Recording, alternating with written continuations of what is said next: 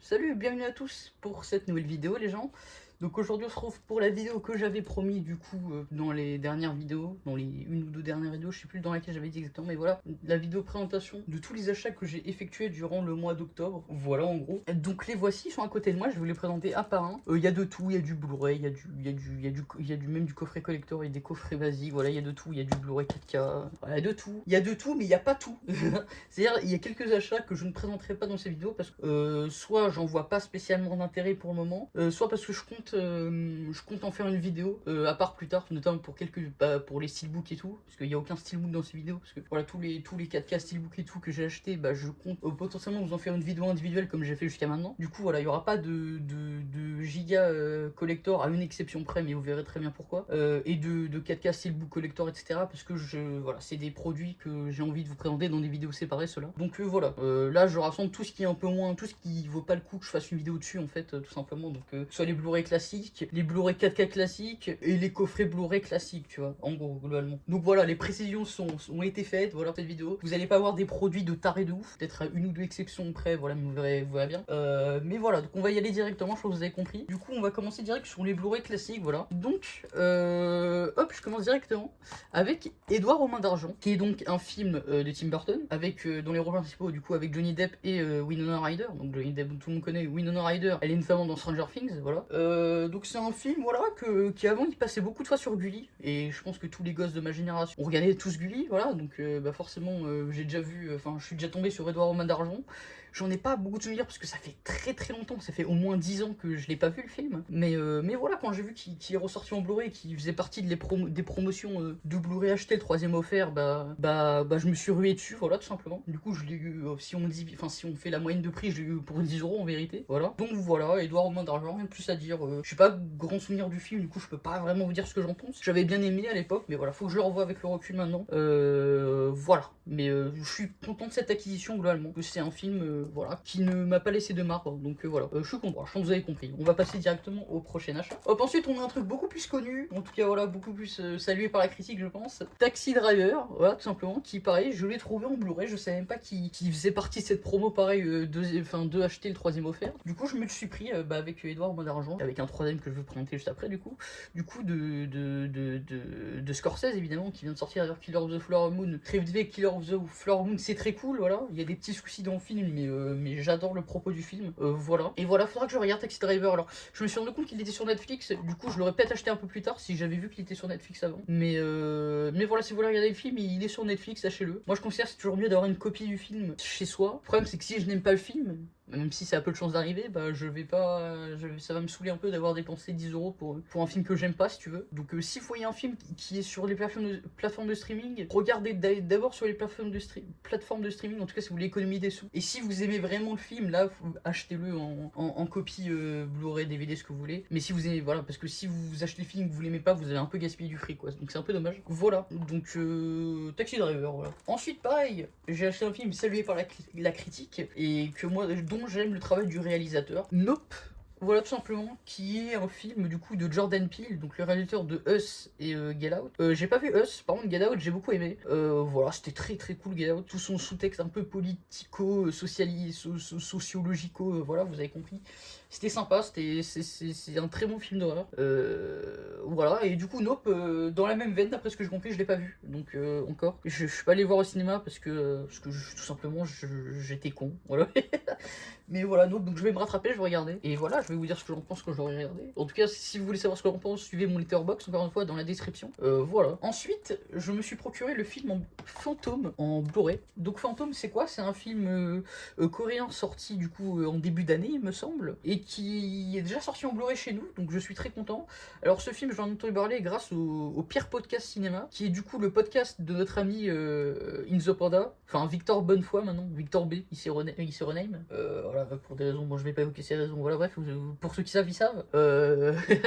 Mais voilà, il a évoqué dans un podcast il y a à peu près un mois, que ce film était un excellent film coréen de cette année, et quelle ne fut pas ma surprise quand, à peine une semaine après qu'il en ait parlé, et je l'ai trouvé par hasard dans les rayons de la Fnac, voilà, donc je l'ai pris immédiatement, voilà, tout simplement. Surtout que c'est une des seules manières de le voir de manière légale, il me semble, actuellement, donc celui-là, franchement, si vous voulez vraiment le voir, attendez pas qu'il sorte, je ne sais où, prenez-le directement en Blu-ray, je pense, voilà. 16€, c'est peut-être, 17€, c'est peut-être un peu cher, mais voilà, j'avais vraiment envie de le voir, donc voilà, Fantôme, tout simplement. On va passer sur le dernier Blu-ray classique, du coup, de la vidéo, hop, qui est le film Babylone, tout simplement. Un film que j'ai voulu voir quand il est sorti, il me semble que c'était fin d'année dernière ou début de cette année, je sais plus exactement, début de cette année, je crois, mais que je n'ai pas eu le temps de voir, parce que quand il est sorti, j'étais dans mes examens, tout simplement.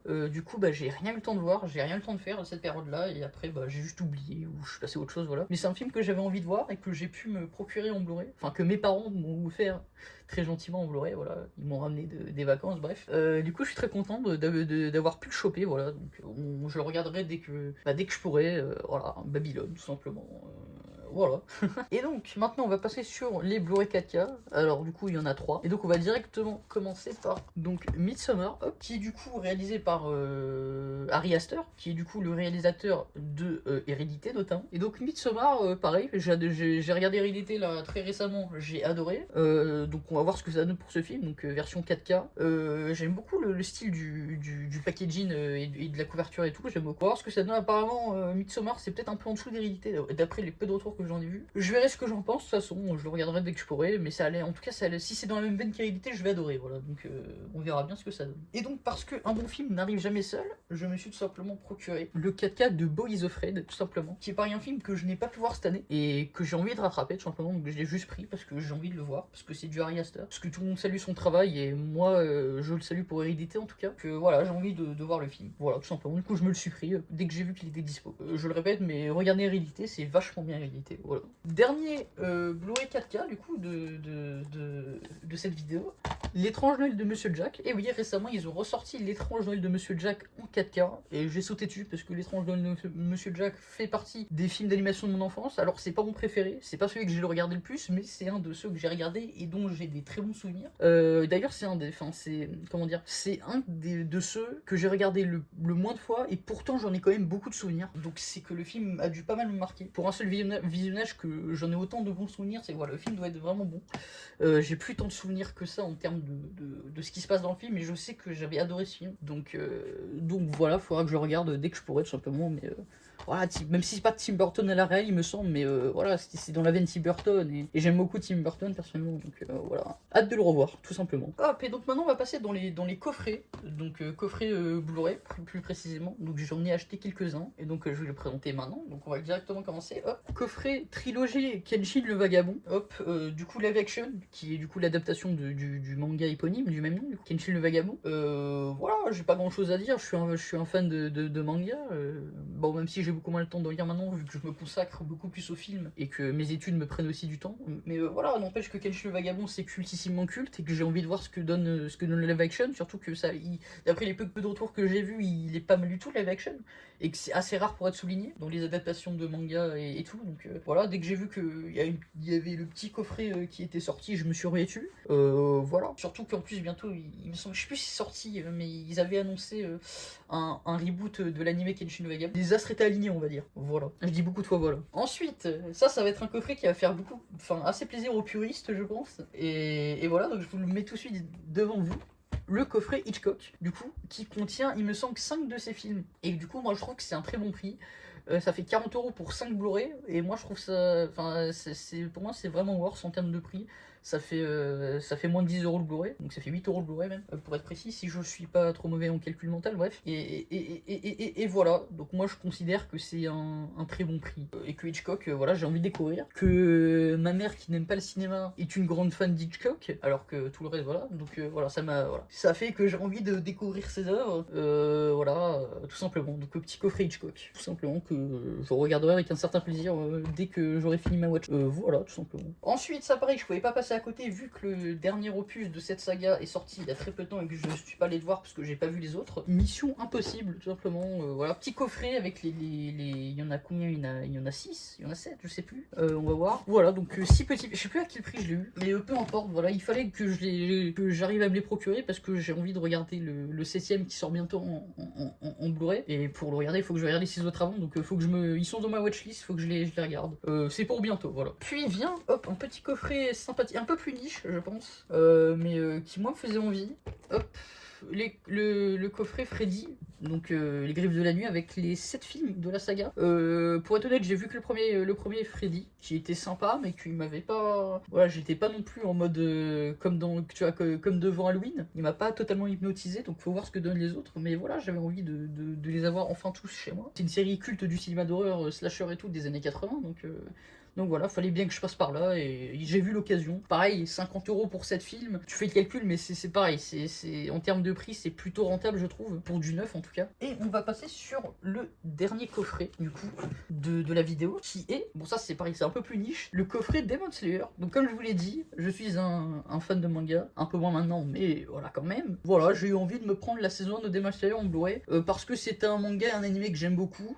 C'est pas mon préféré, mais que j'aime beaucoup et que je trouve qu'il est critiqué un peu à tort et à travers pour rien. En tout cas, dans ces critiques les plus récurrentes, je trouve qu'ils sont pas spécialement fondés. Donc, de mon point de vue, il y en a qu'on peut lui faire évidemment, mais voilà, je trouve que celles qui reviennent le plus souvent, elles sont pas spécialement bien fondées. Donc voilà, moi c'est un animé que je continuerai à défendre, que j'ai été premier à tacler au départ quand c'est sorti, quand il y avait la giga hype, mais que voilà, maintenant j'aime beaucoup cet animé, j'aime beaucoup ce manga. L'animé sublime le manga, donc voilà, j'avais pas envie de passer à côté. Par contre, ça serait bien de sortir les Blu-ray de la saison 2, parce que ça fait déjà plus de 2 ans qu'elle est sortie, bientôt 3, et on a toujours rien. Donc c'est un peu dommage. En tout cas en France on a toujours rien. Je crois qu'au Japon c'est déjà sorti, mais en France on a toujours rien. Donc c'est un peu dommage, sachant que la France est le 3ème pays consommateur de manga et on n'a toujours pas le Blu-ray 2 ans après. Enfin presque 3 ans après. Donc voilà, je trouve ça un peu dommage. Mais sans ça, voilà, Demon Slayer, j'avais envie de me le procurer. Je l'ai pris. 40 € c'est peut-être un peu cher, mais honnêtement, je crois qu'il y a 25 épisodes en plus la saison 1, donc en vrai ça va.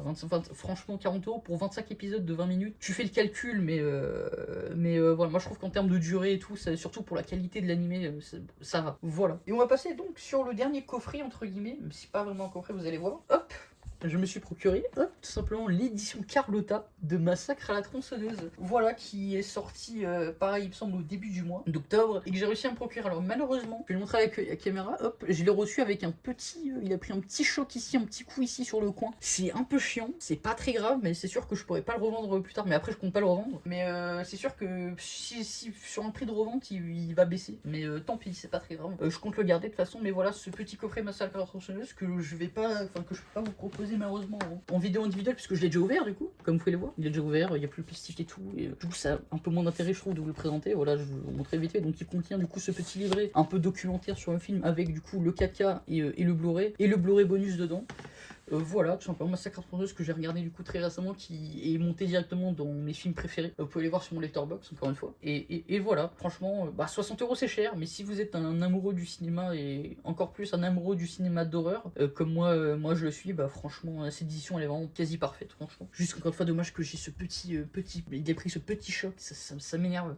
Tant pis. Et donc pour les DVD, les Blu-ray et tout c'est fini, mais il reste encore un ou deux trucs que j'ai envie de vous présenter, que j'ai acheté, qui restent dans la tonalité du cinéma. Je me suis simplement pris un petit vinyle de la BO du coup de John Carpenter. Du coup ça vient de pas mal de films, donc Halloween, The Thing, Escape from New York, voilà, Assaut même, qui il me semble son premier film, Assaut, même The Fog, voilà, avec beaucoup de ses BO. Et j'adore les films de John Carpenter, mais j'aime encore plus les musiques de John Carpenter, ses bandes originales. Donc j'ai vu ça à la Fnac, je me suis rué dessus. Voilà, hop, on va voir exactement ce qu'il y a. Donc side 1, il y a du coup Escape from New York, Halloween 2, Haunted House, ça c'est From Halloween aussi, ok. The Fog, ok. Et ensuite il y a Christine, faut que je vois Christine. Faut que je revoie Christine. Je l'ai vu il y a très très longtemps, je m'en souviens pas. Faut que je le revoie. The Thing encore, Prince of Darkness, ça pareil, je vais me le procurer dès que je veux, Prince of Darkness en 4K. Assaut, donc ça il me semble que c'est son premier film. Voilà, en tout cas son premier long métrage. Donc voilà, très sympa ce produit. Et ensuite, en vinyle encore une fois, la BO de Pulp Fiction, voilà, tout simplement, que j'ai trouvé. Parce que à la base j'avais trouvé trouvé, mais à un prix exorbitant, genre 50 € il me semble que j'avais trouvé. Et j'ai fait non, 50 € pour ça c'est quand même cher, sachant que c'est quand même pas mon film préféré, même si j'aime beaucoup Pulp Fiction, mais c'est pas mon film préféré. Et je l'ai trouvé à un prix un peu plus raisonnable, donc 22 €. Donc voilà, je me suis réussi pareil, parce que c'est peut-être pas mon film préféré, même si c'est un chef-d'œuvre, je le reconnais volontiers, mais c'est pas dans mon film préféré. Par contre, qu'est-ce que j'adore les musiques de ce film aussi. Et du coup, bah, je me suis réussi pareil. Dès que j'aurai un moyen de lire les vinyles un peu plus convenablement, parce que ma platine actuelle est un peu nulle, voilà. Donc dès que j'aurai une meilleure platine, mais qu'est-ce que je vais avoir du plaisir à réécouter tous ces vidéos. Et donc voilà, c'est tout pour ces achats, ça fait déjà beaucoup. Donc, encore une fois, je répète, il y a certains achats que je vous ai pas présentés, il y en a pas non plus des milliers et des cents, mais il y en a quelques-uns que je vous ai pas présentés pour les raisons que je vous ai donné, enfin que je vous ai évoquées en début de vidéo. Et pareil, je vais pas présenter, enfin je vous ai pas montré les achats de ce début de mois de novembre, parce que au moment où je tourne la vidéo, bah, j'ai déjà fait des achats en ce début de mois de novembre, que je vous ai pas présenté pareil, puisque ça sera dans la vidéo du coup de la fin du mois de novembre, ou du début du mois de décembre, vous avez compris. Voilà, j'ai à peu près tout dit. Encore une fois, n'hésitez pas à aller suivre mon Letterboxd. La prochaine vidéo, je sais pas du tout ce que ça sera probablement une vidéo, ça sera probablement une vidéo, encore une fois, unboxing, déballage, présentation, je pense. J'ai pas envie de faire une critique tout de suite, parce que j'ai pas le temps en ce moment, parce que ce qui était bien, c'est que la semaine dernière, j'étais en vacances, enfin j'avais plus trop de cours. Là, les cours reprennent, donc j'ai moins de temps, et du coup, pour faire une critique, sachant que une critique, ça va me prendre beaucoup plus de temps que les vidéos que je fais d'habitude. Du coup, voilà, ça sera peut-être pas tout de suite, mais ça va arriver. Prochaine vidéo sera probablement une vidéo déballage de quel produit exactement. J'ai ma petite idée en tête, mais c'est pas défini encore. Voilà, je pense que j'ai dit à peu près tout ce que je voulais dire, tout ce que j'avais à dire. Merci de regarder cette vidéo, qui a été quand même pas mal longue. Au vu du timing de record avec le montage, ça va éliminer un peu de matière, mais voilà. Donc si vous l'avez regardé en entier, gros GG à vous, et même si vous avez juste cliqué dessus et vous avez regardé un petit bout, merci à vous en tout cas. Donc moi je vous laisse, je vous dis à la prochaine, et allez, salut. We dream, we hope, we pray for better days.